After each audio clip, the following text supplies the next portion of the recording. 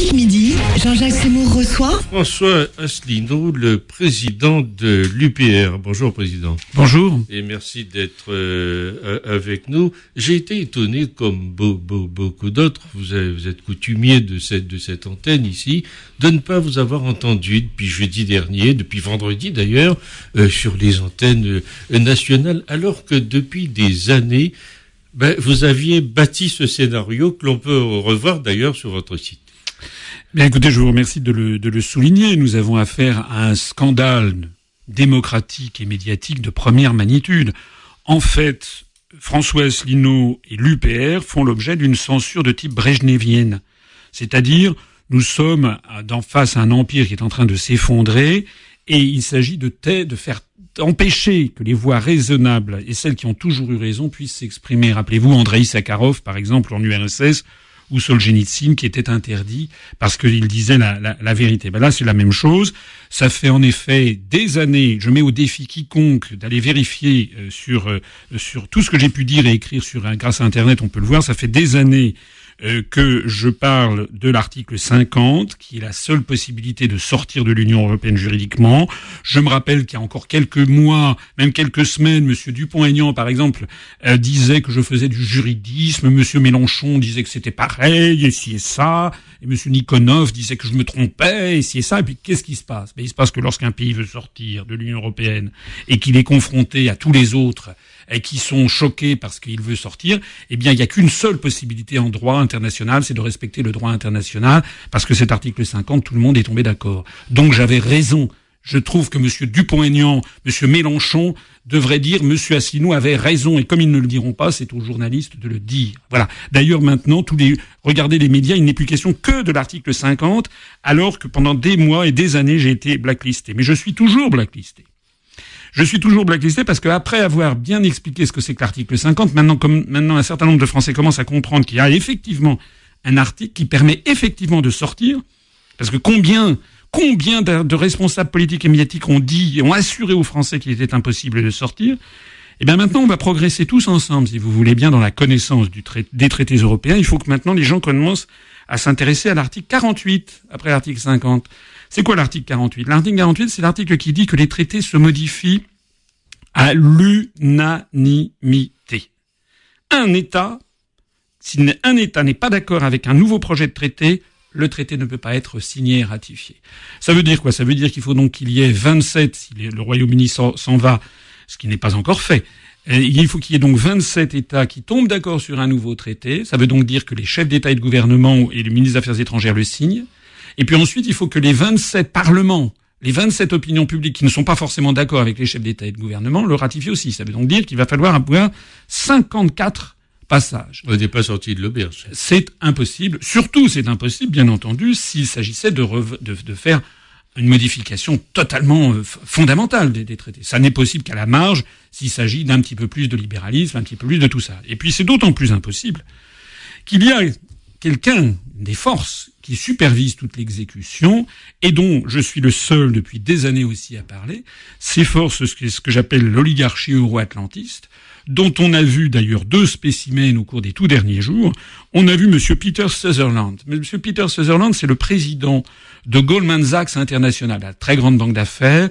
Il a été membre du comité directeur de Bilderberg, il a été commissaire européen chargé de la concurrence, il a été membre président de la commission trilatérale sur les questions de l'Europe, etc. Lui, il dit carrément qu'il faut s'asseoir sur le référendum. Voilà, il a dit this result somehow has to be overturned. Ça veut dire que, la traduction, c'est que d'une façon ou d'une autre, il faut que le résultat de ce référendum soit modifié, soit annulé, soit changé. C'est quand même dingue.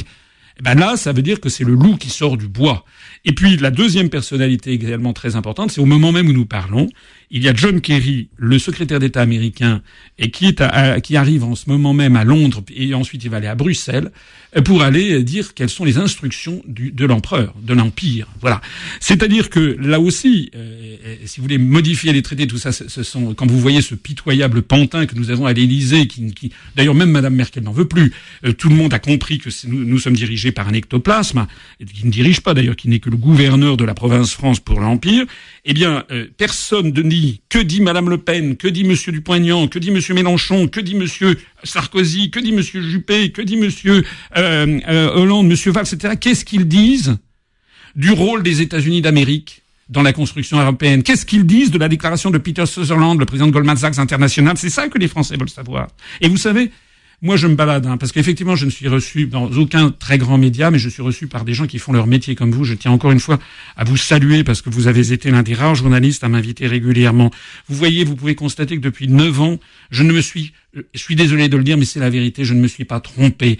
Eh bien, beaucoup de gens, et de plus en plus le savent, parce que nous sommes dans un pays sous dictature qui ne dit pas son nom, eh bien, dans la rue, très souvent maintenant, je suis abordé par des gens qui me disent « C'est un scandale qu'on vous entende pas, vous avez tout mon soutien, continuez comme ça, je parle de vous autour de moi. » Et c'est ça, la clé de l'avenir. Alors, dites-moi, au Royaume-Uni, une pétition circule depuis 2 jours demandant un 2e référendum sur l'Union européenne. Ce matin, cette pétition avait dépassé les 2 millions de signatures. Cela signifie quoi? Ça veut dire que les européistes refusent, en fait, la démocratie. Ils sont exactement comme pour la construction du socialisme. Vous savez, il y avait eu Bertolt Brecht, qui était un auteur pourtant communiste. Au moment de la révolte de Berlin de 1953, c'était une révolte ouvrière contre le pouvoir qui avait été installé par les soviétiques. Bertolt Brecht avait vu donc les chars contre les ouvriers, et Bertolt Brecht avait dit, dans une pièce de théâtre, il avait fait dire à l'un de ses personnages, le gouvernement étant mécontent du peuple a décidé d'en changer. Voilà, de changer de peuple. C'est ça. Là, on a eu affaire tout au long de cette campagne à des choses qui défient l'imagination du point de vue démocratique. Je rappelle l'assassinat mystérieux mais ultra médiatisé de la députée Jo Cox. J'ai expliqué, je l'avais pressenti, si j'ose dire, puisque une semaine à l'avance, j'avais dit, il y a quelqu'un qui devrait se méfier si le même scénario qui se passe au Royaume-Uni, c'est le même que celui qui se passe en Suède en 2003. On a eu des magouilles sur les bulletins de vote. On a eu des magouilles sur les listes électorales. On a eu le refus de débattre du fond des choses de la part du camp des gens qui voulaient rester dans l'Union européenne. On a voulu faire croire, en particulier en France, qu'il y aurait eu d'un côté les gentils, les intelligents, les beaux, les jeunes, les dynamiques qui seraient pour rester dans l'Union européenne, et puis de l'autre, les vieux, les nostalgiques, les crétins, les imbéciles, les racistes, les xénophobes qui seraient dans le camp de la sortie. Mais c'est totalement faux. Je rappelle qu'il y a des centaines de chefs d'entreprise qui ont appelé à voter pour la sortie de l'Union européenne. Il y a des économistes nombreux qui s'étaient réunis en association pour appeler à la sortie de l'Union européenne. Il y avait des universitaires, il y avait des stars. Il suffit d'aller regarder le film Brexit, The Movie, Brexit le film, qui est un film qui dure 1h10, qui a été fait, et que l'UPR a été le seul à traduire en français. C'est sous-titré en français, vous le trouverez sur notre site upr.fr. En 1h10, vous verrez les arguments du camp de la sortie. Je ne dis pas que je partage tous les arguments qu'il y a, parce qu'ils ont une approche très libérale, qui n'est pas forcément l'approche française, mais vous verrez la qualité des informations et des raisonnements qu'il y avait. J'insiste aussi sur le fait que on estime, d'après les sondages sortis des urnes, qu'il y a 38% des électeurs du Labour, c'est-à-dire de la gauche, qui a voté pour le Brexit. Donc c'est pas du tout quelque chose qui est réservé uniquement à monsieur Nigel Farage. Ça a été un mouvement général de la population. Alors, depuis, vous m'interrogiez sur la pétition, depuis que les résultats ont été connus, je rappelle aussi, autre manipulation, pendant les opérations même du scrutin, il y a eu ce sondage mirobolant qui donnait 52% pour le maintien dans l'UE. On a martelé pendant toute la journée aux électeurs qu'ils allaient voter en faveur du maintien dans l'Union européenne. Il y a même Bernard-Henri Lévy qui a envoyé un message Twitter sur le coup de 11h du matin en disant « C'est formidable, les nostalgiques, les racistes, les xénophobes sont battus ». Bon, donc comme il constate qu'en fait, le résultat est le contraire de ce qui avait été annoncé, eh bien, il y a des gens qui se sont dit « On ne peut pas accepter ça ». Et on va donc organiser une pétition. D'ailleurs, on a appris hier, dans la journée d'hier, que cette pétition était truquée. Tout le monde peut aller voter. N'importe quel, un habitant du Paraguay, un Chinois, un Japonais, un Français peut aller voter. Qu'est-ce que ça signifie? Cette pétition est truquée. En fait, ils veulent un 2e référendum. C'est ce qu'on appelle des mauvais joueurs. Mais vous savez... On est en train de nous dire que le référendum, c'est pour du beurre, un vote à blanc? Écoutez, tous les référendums, depuis que la construction européenne existe, ils ont une particularité. Si les gens votent bien, entre guillemets, c'est-à-dire s'ils votent dans le sens de l'oligarchie euro-atlantiste, à ce moment-là, ils sont considérés comme définitifs. S'ils votent mal, c'est-à-dire qu'ils ne sont pas d'accord, à ce moment-là, on considère que le référendum est une erreur, et il faut soit le recommencer, c'est ce qui a été fait, par exemple, en Irlande, c'est ce qui a été fait au Danemark, et soit on considère qu'il est nul et non avenu, c'est ce qui a été fait en France. Je rappelle que 54,7% des Français ont voté non à la Constitution européenne. Nous l'avons eu quand même sous un autre intitulé. C'est un vrai scandale démocratique, une vraie forfaiture morale et politique. Voilà. Alors, cette pétition, elle est fondée sur des idées, mais vous savez, si par exemple il y avait un deuxième référendum et que les gens votent de nouveau pour le Brexit, il y aurait des gens qui feraient une pétition pour un troisième référendum. Ça s'appelle des mauvais joueurs. Ils font une erreur, à mon avis. Parce qu'il faut pas oublier ce que sont les Britanniques. Les Britanniques, c'est un peuple fair play. Le fair play. C'est-à-dire que il y a des choses qui se font et des choses qui ne se font pas. C'est un peuple, vous savez que c'est un pays de droit coutumier, de droit oral. Il y a des choses qui ne se font pas. Je suis persuadé que ce qui se passe actuellement au Royaume-Uni, loin d'affaiblir le camp du Brexit, est en train de faire comprendre à de plus en plus de Britanniques que la construction européenne, c'est une dictature qui ne dit pas son nom. Et dites-moi, c'est quoi le principal problème aujourd'hui ? Le principal problème aujourd'hui, c'est que, d'abord, c'est l'hystérie des européistes. Parce qu'on voit tous les européistes, comme vous dites, bien, en réunion depuis 2 jours, mais ça arrête pas. Écoutez, ils ne savent plus quoi faire. Ils sont dans un état de panique et de désarroi. Par exemple, sortir de l'Union européenne, c'est possible ou c'est impossible ? Pendant des années, on nous a dit que c'était impossible, mais d'un seul coup, c'est possible. Voilà même Monsieur Hollande qui dit qu'il faut que ça soit le plus vite possible. C'est même le Parlement européen qui l'a dit et tout le monde se met à parler de l'article 50. Donc, c'était possible. Deuxième question, sortir de l'Union européenne, ça sera rapide ou ça sera très très long ? Il y avait, avant le référendum, il y avait le président du Conseil européen, Donald Tusk, qui est un Polonais, et qui avait dit que si les Anglais votaient pour le Brexit, ce serait la fin de la civilisation occidentale. Je ne sais pas si vous vous rendez compte.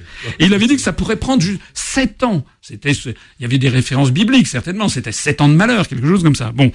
Après ça, dans un deuxième temps, j'ai vu des articles faux qui disaient que ça prendra au moins 2 ans d'après l'article 50. Puis après, les gens ont commencé à daigner lire l'article 50, lire les analyses que j'ai faites. Ils se sont rendus compte que l'article 50 dit que c'est 2 ans maximum, puisque au bout des 2 ans, si on n'est pas parvenu à un accord, eh bien, on en sort de plein droit. Donc, en réalité, il suffit d'aller regarder la conférence que j'ai faite qui s'appelle Le jour d'après, sortir de l'Union européenne, c'est en ligne sur notre site upr.fr, et puis les gens constateront, et que moi je suis le seul responsable politique depuis maintenant plusieurs années à avoir tout prévu et à avoir dit comment ça s'organisait. Autre question, sortir de l'Union européenne, c'est une catastrophe ou bien c'est positif ?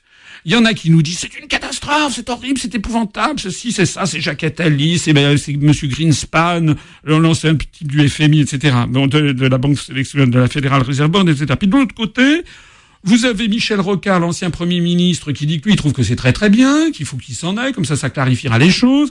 Vous avez même George Soros qui a dit que bon, c'est vrai que dans un premier temps, la Grande-Bretagne va souffrir, mais que sans doute que probablement ça serait positif pour elle au bout d'un certain temps. Donc en fait, au lieu d'avoir des raisonnements rationnels, il raisonne de façon, comment dirais-je, excusez-moi, mais c'est une crise d'hystérie. C'est quelqu'un d'un seul coup, ou c'est comme un petit enfant à qui on a cassé son jouet et qui d'un seul coup s'en prend à tout le monde.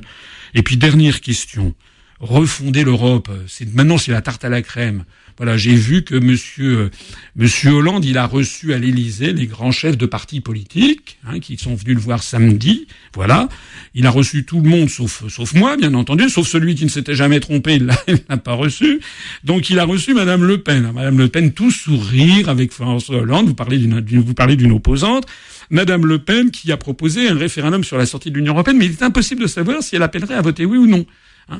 Mais on ne sait pas si elle est dans la position de Nigel Farage ou dans celle de Cameron. Elle a proposé ça. Bien alors les autres, Mélenchon, Paul Laurent du PCF, Monsieur Dupont-Aignan, sont allés voir Hollande et puis lui ont dit qu'il fallait absolument une autre Europe. Je crois que Monsieur Dupont-Aignan lui a même remis son projet de traité. Comme je l'ai dit tout à l'heure, tous ces gens oublient simplement que l'Europe ne peut pas être modifiée sauf à l'unanimité. Ils ne sont même pas capables d'avoir le même projet de traité européen en France, et ils prétendent, sans rien plus exactement, ils n'ont même pas lu les traités, ils le découvriront le moment venu, sans doute, puisqu'ils refusent de m'écouter et de me lire, ils découvriront le moment venu que leur projet, c'est impossible. D'ailleurs, on le sait bien, On le sait bien que c'est impossible. Pierre Mendès France, en 1957, au moment du traité de Rome, avait pas signé le traité de Rome. Il avait dit il faut une autre Europe. Bon voilà, à fermer le banc, ça fait 59 ans qu'on cherche une autre Europe. Ça n'est pas possible parce que tout simplement, les intérêts nationaux sont différents les uns des autres. C'est aussi simple que ça. Et il ne peut pas y avoir de démocratie européenne. Parce que démocratie, c'est un mot qui vient du grec, démos, le peuple, kratos, le pouvoir, ça veut dire le pouvoir du peuple. Mais il faut qu'il y ait un peuple. Or, il n'y a pas de peuple européen. Il y a un peuple britannique, il y a un peuple allemand, il y a un peuple grec, un peuple français. Les peuples, ce sont des entités qui se sont nées avec les siècles et des siècles et des siècles. Un peuple, c'est une vision du monde, une histoire, une langue, des référentiels, des affections, des sentiments de solidarité naturelle qui se sont forgés au cours des siècles. Moi, je vois actuellement un truc incroyable, c'est que tous les européistes qui se prétendent ouverts sur l'étranger, c'est le déferlement de haine et de xénophobie à l'encontre des Britanniques. C'est fou. Ils les traitent comme des chiens, comme des moins que rien, parce que simplement, ils ont voulu reprendre leur liberté. J'ai noté aussi que entre le couple franco-allemand, c'est pas la belle unité. Je lisais ce matin quelques extraits de la presse allemande où Madame Merkel, quand on lui parle de reconstruction, je dis je vais me hâter, mais lentement, très lentement. Pourquoi ? D'abord parce que les Allemands sont des gens sérieux. C'est des gens précis. Ce sont des gens, par exemple, l'article 50, je suis persuadé qu'ils le savent très bien. Moi, quand j'étais jadis délégué à l'intelligence économique, je sais que les Allemands, ils ont déjà prévu des plans pour la sortie de l'euro. En France, on n'a pas le droit. En France, c'est comme le coup de la ligne Maginot. Vous savez, vous n'avez pas le droit d'envisager que le truc ne marche pas. Donc, en France, je me suis heurté à ça quand j'étais délégué à l'intelligence économique. On me faisait comprendre qu'on n'avait pas le droit de réfléchir à une sortie de l'euro. C'est pas bien, c'est comme ça. Nous sommes un pays de dogmes. Donc, Madame Merkel, elle a compris qu'en fait, Monsieur Hollande, c'est zéro pointé. J'ajoute par ailleurs que les Allemands, avant de monter au créneau et de dire n'importe quoi, ils examinent un petit peu les dossiers. Par exemple, je vois des gens qui disent oui, il va falloir prendre des sanctions commerciales à l'encontre de la Grande-Bretagne. Oui, sauf que l'Union européenne, elle a un excédent commercial sur la Grande-Bretagne.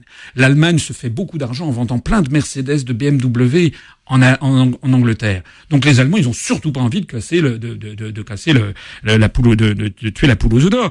Je vois aussi des gens qui disent on a qu'à réinstaurer des visas comme ça. Quand ils en viendront, oui, sauf que les Anglais, c'est la poule aux œufs d'or du tourisme sur le continent, si vous voulez. Donc on n'a pas du tout, on a les pays d'Europe, toutes les professions du tourisme, à commencer par en France, demanderont, il faut absolument faciliter la venue des Anglais l'été. Et puis on dit n'importe quoi. Est-ce que actuellement le Royaume-Uni a disparu dans l'espace-temps ? Est-ce qu'il a sombré dans la Manche ? Non, il est toujours là. Je voyais que le président d'Air France, il y a quelques jours, a signé une tribune avant le Brexit avec un certain nombre de patrons français en disant non, restez, ne vous isolez pas, ne votez pas pour le Brexit, on vous aime. Bon, les Anglais, ils ont voté pour le Brexit. Et alors ? Est-ce que Air France a supprimé ses vols Paris-Londres ou Paris-Édimbourg ? Mais non, ils sont toujours là. Vous pouvez toujours prendre l'avion. Donc, en fait, ce qui est terrible pour les européistes, c'est que les Anglais sont en train de montrer que rien n'a changé. Les Anglais sont en train de montrer qu'il y a une vie après l'euro. Les Anglais sont en train de montrer que le processus de construction européenne est parfaitement réversible. On va pas boucher le tunnel sous la Manche. On va pas boucher le tunnel sous la Manche. Vous savez, je suis allé aux Antilles il y a pas très longtemps et j'avais été reçu à Saint-Barthélemy par monsieur Bruno Magras, le président de la collectivité territoriale. Vous savez que Saint-Barthélemy, qui faisait partie de la Guadeloupe, a changé de statut en 2011, est devenu une collectivité d'outre-mer. Ils sont sortis de l'Union européenne. Je lui ai dit, est-ce que vous avez disparu dans la nature ? Il a rigolé. Parce que maintenant, ils sont sortis de l'Union européenne, ils peuvent faire leurs lois et règlements, ils ne dépendent plus de Bruxelles, c'est tout. C'est possible de sortir de l'Union européenne, et c'est même hautement souhaitable si l'on veut rétablir la démocratie et le niveau de vie. Dernière question, tragédie ou bénédiction finalement, ce Brexit ? Crise de nerfs, moi ça me fait quand même d'une certaine façon assez rigoler. Là, bon, les bourses vont être chahutées, il va y avoir mais comme disent, il y a un beau dicton anglais, there is another day. Il y a un autre jour, il y a un jour après. Donc là, ça va faire ça, c'est une espèce de mousse conjoncturelle. Mais dans un mois, qu'est-ce qui va se passer? Même dans 15 jours, l'écran des affaires vont continuer. Il n'y a aucune raison d'un seul coup pour que les entreprises françaises ou allemandes qui vendent en Angleterre ne vendent plus en Angleterre. Il n'y a pas de raison non plus pour que les clients anglais qui aiment le Bordeaux arrêtent d'en acheter ou arrêtent d'acheter du Porto ou du Xérès. Donc en fait, progressivement, les choses vont redevenir normales. Et puis normalement, il devrait y avoir les négociations dans le cadre de l'article 50 pour fixer un divorce à l'amiable.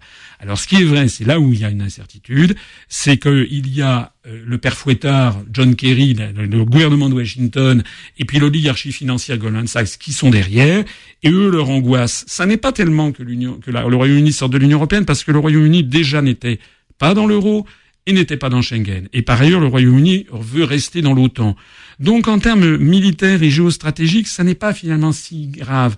C'est en termes politiques et géopolitiques que c'est très grave, parce que les Anglais montrent que l'on peut sortir de l'Union européenne, et ça va évidemment donner des idées aux Pays-Bas, aux Danois, aux Polonais, aux Tchèques, aux Français, aux Grecs, aux Autrichiens, etc., pour qu'eux aussi veuillent sortir. Et c'est ça la terreur qu'il y a à Washington, c'est le phénomène des dominos. Ils ont peur que se reproduise ce qui s'est passé à partir de 1989 dans le camp du socialisme. Vous savez ce qui s'est passé le 2 mai 1989 ? Le 2 mai 1989, le gouvernement hongrois, le vice-premier ministre hongrois, a décidé de faire sauter les fils de fer barbelés, le rideau de fer qui séparait la ville de Sopron de l'Autriche, de la région autrichienne du Burgenland, parce qu'ils accueillaient de plus en plus de touristes étrangers. C'était un gouvernement communiste, bien entendu, mais un petit peu libéral, et qui essayait de développer le tourisme pour avoir des recettes.